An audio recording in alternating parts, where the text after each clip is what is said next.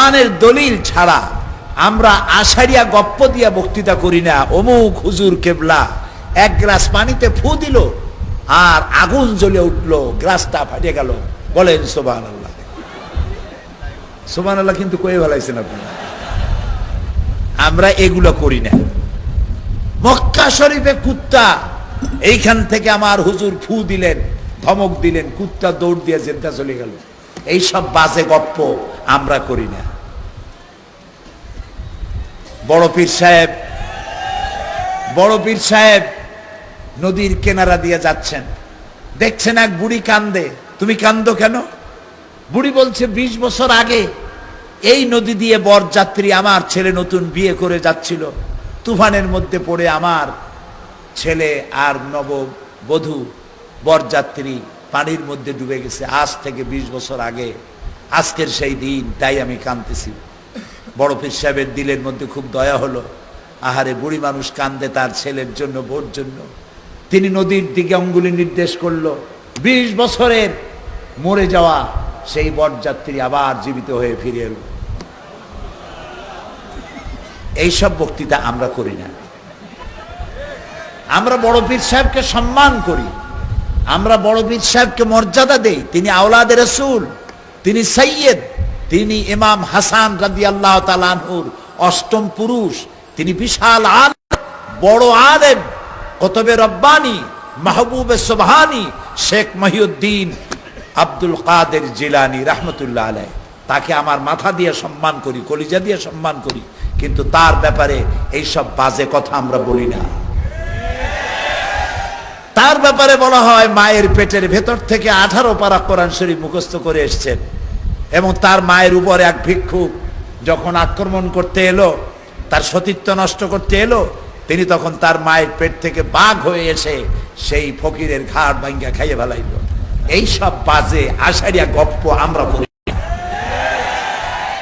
আমরা কথা বলি কোরআন থেকে, চেষ্টা করি সেই কথা বলি যেটা আমার আল্লাহ বলেছেন, সেই কথা বলি যেটা আমার রাসূল বলেছেন। তাই অনেকের ভালো লাগে না, তাই অনেকের ব্যবসায় ভাটা পড়ে, তাই অনেকের তদবিরে ভাটা পড়ে, তাই অনেকের হাদিয়ায় ভাটা পড়ে। সেই জন্য আমরা তাদের জাত খুব দুশ্মন। হে ভাই সব, এটি হচ্ছে কোরআন। আল্লাহ তাআলা বলছেন, শোনো, প্রকৃতির জন্য আমি আইন তৈরি করেছি। কি সেটা?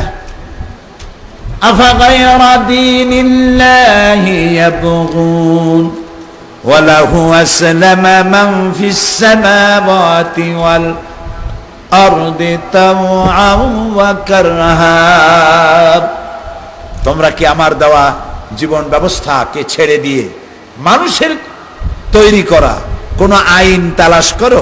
ওয়ালাহু আসলামা মান ফিস সামাওয়াতি ওয়াল আরদ, অথচ আকাশে যা আছে, জমিনে যা আছে, সব আনুগত্যের মস্তককে আমার সামনে অবনত করে দিয়েছে। সুবহানাল্লাহ। অত বড় বিশাল সূর্যটি কার আইন মানে? জোরে বলে, আল্লাহর আইন মানে। এখন সূর্য কোথায়? আমেরিকায়। আমেরিকায় চলে গেছে। বাংলাদেশে সূর্য এখন উঠতে পারবে না। রাতকে দিন অতিক্রম করবে না, দিনকে রাত অতিক্রম করবে না। নির্দেশ কার? লাশ-শামসু ইয়ানবাগী লাহা আন তুদরিকাল কমারা ওয়ালাল লাইলু সাবিকুন নাহার ওয়া কুল্লুন ফি ফালাকিন ইয়াসবাহুন। চন্দ্র সূর্যকে ধরতে পারবে না, সূর্য চন্দ্রের গায়ে আঘাত লাগবে না। দিন রাতকে অতিক্রম করবে না, রাত দিনকে অতিক্রম করবে না। সব ঘুরছে, কিন্তু কোনো অ্যাক্সিডেন্ট হবে না। সুবহানাল্লাহ কইতে ইচ্ছে করে না? আপনার এই রাজশাহীতে ট্রাফিক পুলিশ আছে? আছে? রাজশাহী ট্রেন স্টেশনে সিগন্যাল লাইট অথবা সিগন্যাল আছে? এত সিগন্যাল লাইট, এত ট্রাফিক পুলিশ থাকা সত্ত্বেও অ্যাক্সিডেন্ট হয় নাকি হয় না? হয় কি না? হয়। এবার আকাশের দিকে তাকিয়ে দেখুন তো, কোন ট্রাফিক পুলিশ আছে নাকি? কোন সিগন্যাল লাইট আছে নাকি? তারায় তারায় গুতাগুতি হয়েছে কোনোদিন? চাঁদে আর সূর্যে গুতা লাগছে কোনোদিন? এরকম খবর কি কোনোদিন প্রকাশিত হয়েছে যে চাঁদ উঠতে গেছে আর সূর্য ডুবতে গেছে? এরকম একটি অসতর্ক মুহূর্তে চাঁদের সাথে সূর্যের গুতা লাগিয়া চাঁদ খানিকটা ক্ষতিগ্রস্ত হয়েছে। চাঁদ এখন ওয়েস্ট জার্মানিতে রিপেয়ার হওয়ার জন্য গেছে। অন্তত 2 দিনের মধ্যে বাংলাদেশে চাঁদের আলো আর পাওয়া যাবে না, এমন সংবাদ কোন মিডিয়া প্রকাশ করেছে? করবে কোনোদিন? করবে না। কারণ আইন মানে কার? আইন মানতে বাধ্য। এই তো বুঝে ফেলেছেন, বাস, আইন মানতে বাধ্য। এই রাজশাহী চাঁপাইনবাবগঞ্জ আমের এলাকা, লিচুর এলাকা। এক পাশে আম গাছ, তার পাশে কাঁঠাল গাছ, আবার তার পাশে তেঁতুল গাছ। একই মাটির রস খেয়ে বড় হতেছে, একই চন্দ্র সূর্যর আলো পেতেছে, একই বৃষ্টির পানি পাইতেছে। ফলের স্বাদ ভিন্ন রকম।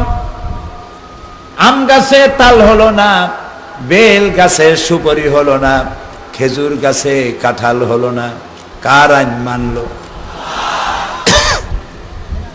কোরআনে কারীমে রব্বুল আলামিন বলেন, ওয়ালান তাজিদা লিসুন্নাতিল্লাহি তাবদীলা। আমার আইনের ভিতরে, আমার প্রকৃতির আইনের ভিতরে কোনো পরিবর্তন তোমরা দেখতে পাবে না। বাঁশ গাছ আর আখ গাছ। আখ বলে না আখ, যা মাড়াই করে চিনি হয়। বাঁশ আর আখ পাশাপাশি। আখ চাবাইলে কেমন লাগে? মিষ্টি লাগে। বাঁশ চাবাই দেখেন তো, ঠোঁট আর দাঁত আর জিহ্বা শুদ্ধ শেষ, ঠিক কিনা?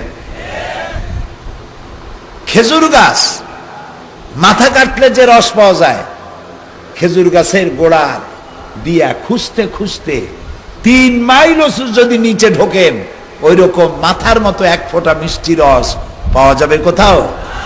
সুপারি গাছ কাটলে কি ওই রকম রস আসবে? মানলো গাছ।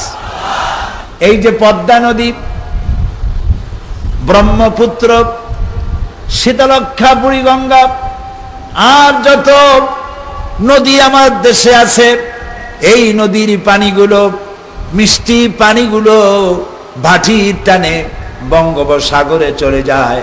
আবার বঙ্গোপসাগরের লবণ পানিগুলি মিষ্টি নদী এলাকায় চলে আসে। এ পানিগুলি মাঝখানে যাতায়াতে মিষ্টি পানি নোনা এলাকা অতিক্রম করতে পারে না, নোনা পানি মিষ্টি এলাকা অতিক্রম করতে পারে না। হুকুম মানে কার? মারাজাল বাহরাইনি ইয়ালতাকিয়ান বাইনাহুমা বারযাখুন লা ইয়াবগিয়ান। সমান্তরালে নদী সমুদ্র প্রবাহিত হচ্ছে, কোনো পার্টিশন নাই, হিজাব নাই, পর্দা নাই, অথচ তার আল্লাহর নির্ধারিত এরিয়া, বর্ডার ক্রস করার ক্ষমতা কারো নাই। সেই আল্লাহর একটু জিকির করেন, সুবহানাল্লাহ, আলহামদুলিল্লাহ, লা ইলাহা ইল্লাল্লাহ। আরো জোরে,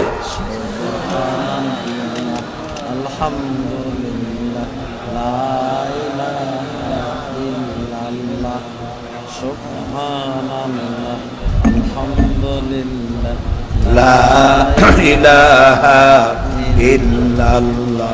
এই হলো ল অফ নেচার। বৃষ্টি, এখন বৃষ্টি নাই, বৃষ্টি আমাদের খুব দরকার, ঠিক না? অনেকে কয় হুজুর আজকে আমাদের মাহফিল, দোয়া করেন আজ যেন বৃষ্টি না হয়। এখন মাহফিল তো প্রত্যেক দিন বাংলাদেশে আসে, সব জায়গার মুসলমানেরা যদি কানতে থাকে আল্লাহ আজ যেন বৃষ্টি দিও না, ওয়াজ খাইয়ে পেট ভরবে? বৃষ্টি লাগবে কিনা? লাগবে কিনা? আমরা আল্লাহর কাছে দোয়া করি, আল্লাহ বাংলাদেশের মাটি শুকায় গেছে, গাছের পাতা শুকায় গেছে, ফসলের মাঠ চৌচির হয়ে গেছে, তোমার রহমতের বৃষ্টি প্রয়োজন। তুমি আমাদের উপরে রাগ করো না, তুমি দয়া করে রহমতের বৃষ্টি দিয়া বাংলার মাটি সিক্ত করে দাও। তাও আমিনটা জোরে কইতে পারলেন না।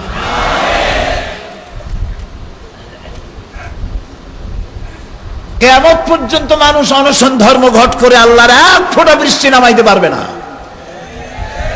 পারবে? বৃষ্টি দেওয়ার মালিক কে? আল্লাহ তাআলা।